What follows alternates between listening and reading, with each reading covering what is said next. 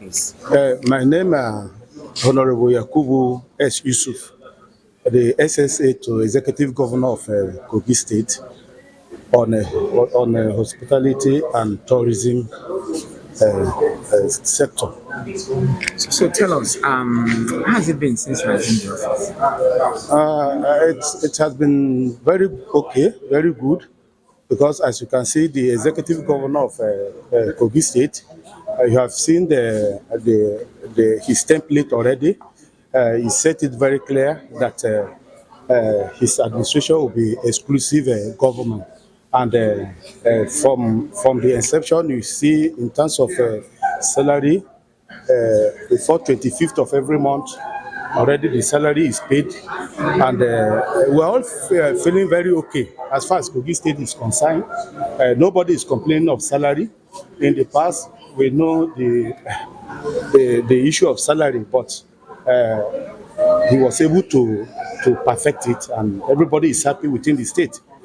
So on the Yeah, tourism sector, what do you hospitality think the industry. governor should do more to ensure that the state steps up its tourism potentials? Well, the government cannot do it alone. We need a investor to come and invest in Kogi State, because, as you know, Kogi, in terms of mineral resources, I think in Nigeria, the Kogi should be rated one of the states that have over 40 different mineral resources within the state. Kogi have a very fertile land that people can come and showcase their mechanized farming. The land is there; it's very fertile land. So, and we have the resource people that can do all those things within the state. So, I think the environment is so robust that everybody can come into the state and do whatever business they want to showcase. And when you talk of issue of security, the security is very okay. Unlike before, you can travel along the state without any hitches or thereabout. So the state is very okay. It's friendly in terms of investment. Specifically, you agree that this hospitality industry is a key factor in driving revenue, Yeah. which you are in charge. And what are specific activities that you are putting in place to attract, tourists and investors? It's a whole lot of things. When you say tourism entails so many things. Even as we gather here, already it's already a tourism activities Yeah. already. And what we put in place already is that we want to ensure that we ensure the environment is safe for the tourism. We started mopping if you look at the state now, the issue of waste, we started managing our waste.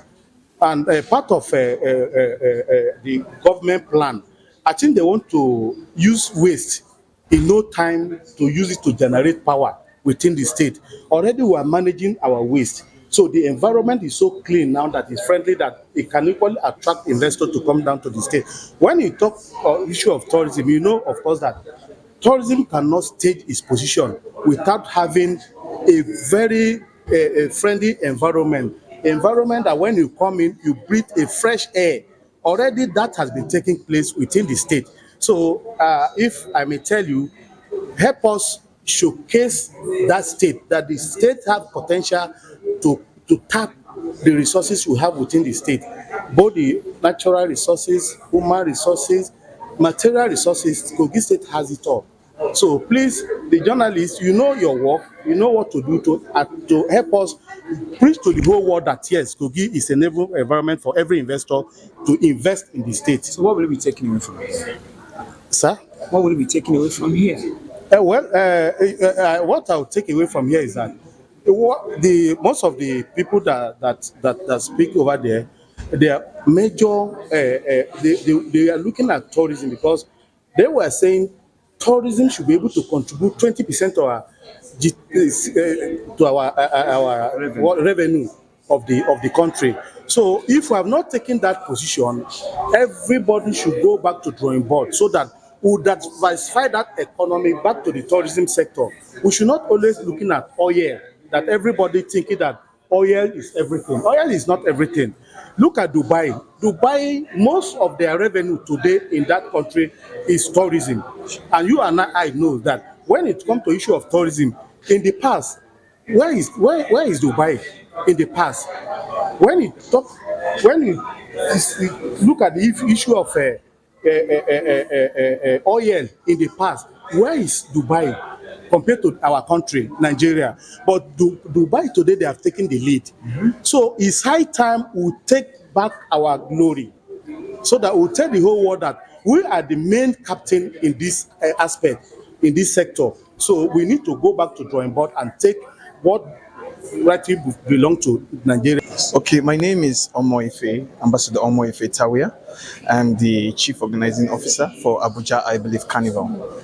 Okay, today we have a gathering of tourists Yeah. around Abuja today, discussing having a general meeting on the way forward for tourism in Nigeria Yeah. under the umbrella of Ftan. So tell us, what is this bringing to Nigeria?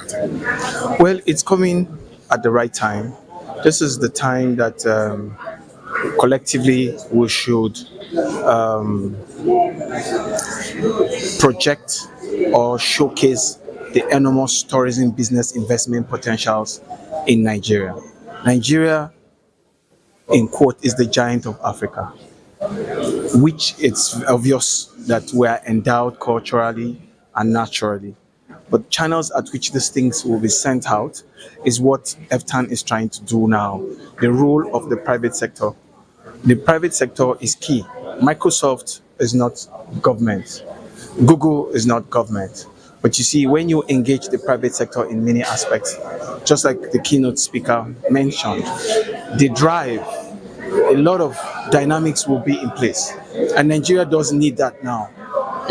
Get people to invest in different areas. So primarily what the I Believe Carnival is doing is going to create that avenue, because we have the business summit, the I Believe Business Summit, where investors, stakeholders will meet, greet, learn, hear. Because when you hear, when things are being told to you, it gingers you, it reminds you of how great we are, and then it puts us to work primarily.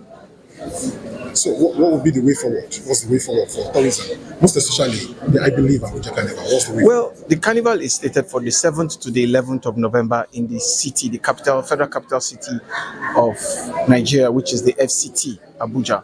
Well, a lot of 10 activities: the opening ceremony, traditional wrestling, the international carnival parades, the business summit, as earlier mentioned, the multicultural mingle, the fashion shows. All this will attract tourists from other parts of the world to come to the FCT. And when they're in the FCT, there are activities at the ground zero at the Central Park. This will enable stakeholders to have fun, the young people, Nigerians, to have fun, and then let them be aware of the great things that we do have in our country. Basically. Thank you. Okay, my name is Barrister Mariam Hamida Swedengi. I am the Senior Special Assistant to the Governor of Katsina State on Sustainable Development Goals and Development Partners. So tell us, where is, because we know there was MDG, and then to accelerate it higher, we now have the SDGs. So where is Katsina State? That's where you're from. Yes. And that's the government you're serving. Yes. Where is Katsina State in terms of achieving the 17 goals? And of course, the milestones have been set for it. I think in the ranks of other state governments across Nigeria and Africa as a whole, Katsina does not rate very low. But if you're going to compare it to the world, of course, we're ranking very low at the moment. Yeah, but I believe we have made so many strides in bringing sustainability to the development of Katsina State, especially under the leadership of Malam Duko Umar Reda, His Excellency, the Executive Governor of Katsina State. We have made strides in setting up structures so far, and of course setting up our monitoring and reporting mechanisms. And I would say that we have seen progress in the last 1 year that we have been in office. So yes, and that's good news, talking about progress. But one thing remains the fact. In your experience, what will you say are the main factors why we're not achieving? First of all, I would say there's lack of synergy across sectors, which I think in order for us to achieve the SDGs, we need synergy, and we need to work together. We need all hands on deck. Then also, I would say we have so many socioeconomic challenges across Nigeria, including security, food scarcity, lack of economic development, which is part of why I would say we may not be able to achieve the SDGs by 2030. Also, I think the lack of attention on economic activities and not satisfactory participation by the citizens as well.